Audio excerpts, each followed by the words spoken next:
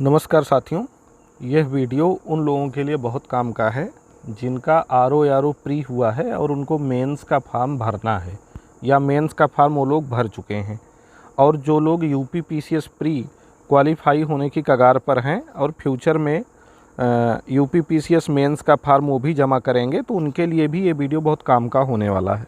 ठीक है, तो मैंने जैसा कि इसका वो बनाया है कि आर ओ फार्म जमा करने में कौन कौन सी आपको आवश्यक सावधानियां बरतनी हैं, वो डाउट आपके क्लियर करने की मैं कोशिश कर रहा हूं।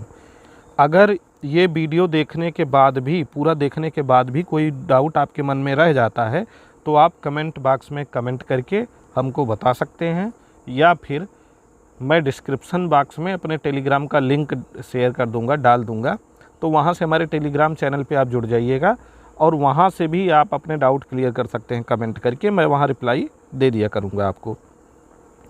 तो देखिए, सबसे पहले लोगों के पास समस्या आ रही ओ लेवल सर्टिफिकेट की। ठीक है, तो ये समस्या मेनली उन लोगों के पास आ रही जिन्होंने ARO के लिए आवेदन किया है। तो बहुत लोगों का कहना है कि उन्होंने ARO के लिए आवेदन किया है, लेकिन जो प्री का फॉर्म सबमिट करने की लास्ट डेट थी RO की 2023 में, उसके बाद उनका ओ लेवल सर्टिफिकेट जारी हुआ है।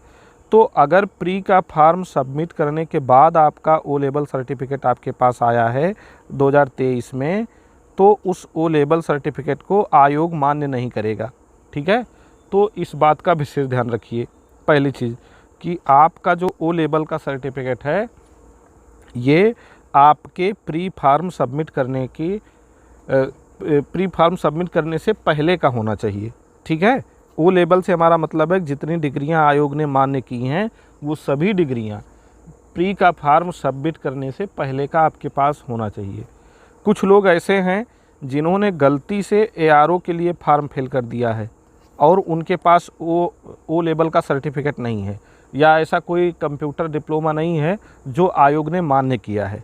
ठीक है, तो जो आयोग ने मान्य किया है उनमें से कोई भी कंप्यूटर डिप्लोमा आपके पास नहीं है, या प्री का फॉर्म सबमिट करने के लास्ट डेट के बाद का है, तो ऐसे लोग मेंस का फॉर्म ना ही भरें तो अच्छा है, क्योंकि आपका फॉर्म वैसे भी रिजेक्ट हो जाएगा। ठीक है, अगर आप जो प्री का फॉर्म भरने की लास्ट डेट है उसके बाद आपने ओ लेवल सर्टिफिकेट हासिल किया है या आपके पास है ही नहीं, फिर भी आप ARO में क्वालिफाई हैं, तो आपके फॉर्म सबमिट करने का कोई मतलब नहीं है, आपका फॉर्म वैसे भी रिजेक्ट हो जाएगा। तो ये ओ लेवल वालों का डाउट दूर हुआ कि आपका जो ओ लेवल का सर्टिफिकेट है वो प्री का फॉर्म सबमिट करने की लास्ट डेट के पहले का ही होना चाहिए। दूसरा इशू जो आ रहा है डिग्री, बहुत लोगों के पास मार्कशीट है, जो इसेंशियल क्वालिफ़िकेशन है उसकी मार्कशीट है लेकिन डिग्री नहीं है। ठीक, तो जिन लोगों के पास मार्कशीट है लेकिन डिग्री नहीं है, वो जहाँ मार्क सर्टिफिकेट मांग रहा है वहाँ NA, क्योंकि वो ऑप्शनल है। ठीक है, डिग्री ऑप्शनल जहाँ पे है वहाँ NA कर दीजिए, और जहाँ क्वालिफ़िकेशन इसेंशियल है वहाँ आप मार्कशीट अपलोड कर दीजिए, इससे कोई इशू नहीं होगा, ये मान्य हो जाएगा। बस ध्यान ये रखना है कि आपको जब आपका वेरिफिकेशन होगा, मतलब मेंस का रिजल्ट आने के बाद जब आपको वेरिफिकेशन के लिए बुलाया जाएगा, उस समय तक आपके पास सर्टिफिकेट होना चाहिए।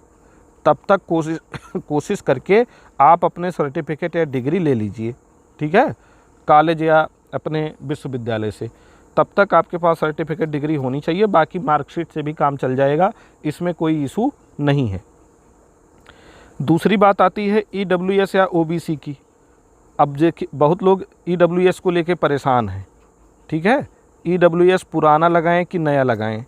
देखिए, नियमतः आयोग के विज्ञापन के हिसाब से जो आपने प्री का फॉर्म सबमिट किया था उसकी लास्ट डेट के पहले का जो EWS आपके पास बना था उसी को आपको अप्लाई में अपलोड करना है और जमा भी करना है, सबमिट भी करना है। ठीक है, तो आप उसको लगा दीजिए अगर आपके पास है तो पुराना वाला, और पुराना वाला लगा दीजिए, साथ ही में नया वाला बनवा लीजिए। ठीक है, जो RO मेंस का फॉर्म भरने की लास्ट डेट है उस लास्ट डेट के पहले नया वाला EWS सर्टिफिकेट बनवा लीजिए और उसको अपने पास रख लीजिए। नया वाला अपने पास रख लीजिए ताकि जब फाइनल वेरिफिकेशन हो तो आपके पास नया वाला मेंस का फॉर्म भरने से पहले भी आपके पास EWS था, ये प्रमाण आप दे सकें। बाकी पुराना वाला आप लगा देंगे, कोई इशू नहीं है। अच्छा, कुछ लोगों ने फॉर्म सबमिट कर दिया है नया वाला लगा के, लेकिन उनके पास पुराना वाला भी है। तो आपने अगर नया वाला लगा के फॉर्म सबमिट कर दिया है तो कोई इशू नहीं है, आप पुराना वाला रखे रहिए। जब फाइनल रिजल्ट में आपका सर्टिफिकेट मांगा जाएगा पुराना वाला, तो आप उसको प्रस्तुत कर देंगे, इससे कोई समस्या नहीं होगी, ठीक है। और किसी के पास मान लीजिए पुराना वाला बना तो था लेकिन वो खो गया है नहीं, तो अगर आपके पास पुराना वाला बना तो था लेकिन वो खो गया है नहीं, नया वाला है, तो आप क्या कर सकते हैं, जब पुराना वाला आपका EWS जारी हुआ था तो इसका एक नंबर होता है, वो नंबर आपके तहसील कार्यालय में जो ऑथेंटिक ऑफिसर है इसको जारी करने वाला, उसके रजिस्टर में अभी भी दर्ज है। उसी नंबर से आप उसकी द्वितीय प्रति निकलवा सकते हैं, ठीक है। द्वितीय प्रति निकलवा के उसको अपने पास सुरक्षित रख लीजिए। बाकी नया वाला लगा के आपने फार्म जमा कर दिया है, सबमिट कर दिया, कोई इशू नहीं, वो आपका फार्म रिजेक्ट नहीं करेंगे, ठीक है। तो ये EWS का डाउट क्लियर हुआ। इसी तरीके से OBC सर्टिफिकेट अगर आपके पास जब आपने 2023 के लिए अप्लाई किया था उसके पहले का OBC सर्टिफिकेट आपके पास है तो उसको फार्म भरते समय लगा दीजिए, और अगर ये नहीं है तो नया वाला OBC सर्टिफिकेट लगा दीजिए, इससे कोई इशू होने वाला नहीं है। बस नया वाला OBC सर्टिफिकेट आपका जो है वो फार्म भरने की लास्ट डेट के पहले का, मेंस का फार्म भरने की लास्ट डेट के पहले का जारी होना चाहिए, ठीक है। ये एक बात हो गई। अब NOC को लेके कुछ लोगों में समस्या आ रही है। NOC में एक्चुअली कोई समस्या ही नहीं है, ठीक है। आपने NOC के लिए अप्लाई कर दिया है, इसके बाद आप मेंस का फार्म सबमिट करिए, चाहे NOC की रिसीविंग हुई हो या ना हुई हो, इससे कोई दिक्कत होने वाली नहीं है। NOC के लिए आपने अप्लाई कर दिया है, बस इतना ही पर्याप्त है, ठीक। सिग्नेचर जब आप मेंस का फार्म सबमिट करेंगे, उसको डाउनलोड करेंगे जमा करने के लिए, तो जब आप उसका प्रिंट आउट निकालते हैं तो उसके प्रत्येक पेज पे आपको सिग्नेचर करना है। तो जहाँ जहाँ सिग्नेचर के लिए बोला गया है प्रत्येक पेज पे आप सिग्नेचर करिए, ठीक है। एक भी प्रति पे सिग्नेचर के बिना छूटना नहीं चाहिए। सेल्फ अटेस्टेड जितने भी डॉक्यूमेंट आप लगा रहे हैं, जब मेंस का फार्म अप्लाई करने के बाद उसको डाउनलोड कर रहे हैं, उसके साथ जितने भी डॉक्यूमेंट आप अटैच कर रहे हैं सभी डॉक्यूमेंट आपके सेल्फ अटेस्टेड होने चाहिए, ठीक है, स्वप्रमाणित होने चाहिए। एक बार फार्म में संशोधन का विकल्प है। अगर किसी ने फार्म को सबमिट कर दिया है और इस वीडियो को आप देख रहे हैं, बाद में समझ में आ रहा कोई कमी रह गई है, तो एक बार आप अपने फार्म को मॉडिफाई करके संशोधित कर सकते हैं।